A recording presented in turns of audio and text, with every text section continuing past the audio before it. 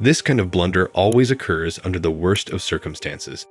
I become frightened and do dumb things, and the universe rewards me with kindness.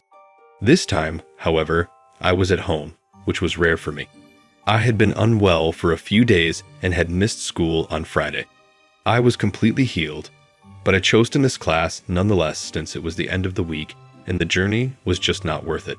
My parents were both working late shifts, and my mother was caring for an elderly relative, so she had to sleep at her house. We have wooden slabs that close on the windows and doors for heavy weather, and they are also closed at night to prevent people from looking inside through the curtains, which were very transparent, especially at night when the only light source was inside the house. My parents used to open them throughout the day to naturally brighten the area, but I spent the day in my room like a goblin, so I never did. The only one I opened was the one my parents had left open for me to leave the home, which is a crucial fact. At different periods of the day, I began to observe a gray automobile parked across the street. They just parked, remained for a bit, and then drove away. I assumed it had to be some of the neighbors' guests, since they had room for additional vehicles, and occasionally their friends would park near the bus stop. I was chopping tomatoes for a sandwich when I heard several banging on the glass door. I instantly turned around to see where the noise was coming from and saw a guy slamming himself against the door with his whole body weight. I'll tell you what, this door was not designed to contain any type of stress. As frail as it may seem, it was a full painted glass.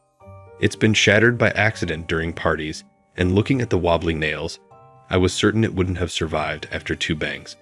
My mind had reverted to caveman mode at this time, so I opted to open the door with a flip-pin table knife in my hand.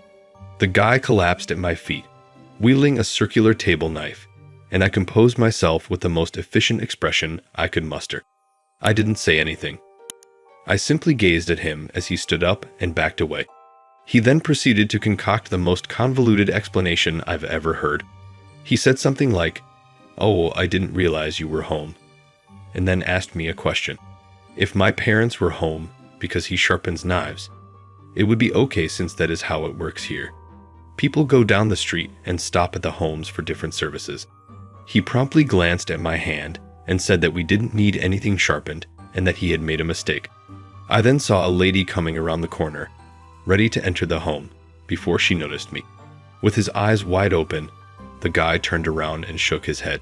She backed up, and they dashed out to a vehicle, which sadly did not have the plates. I then locked the door, closed the wooden slabs, and ate my unfinished lunch with shaking hands.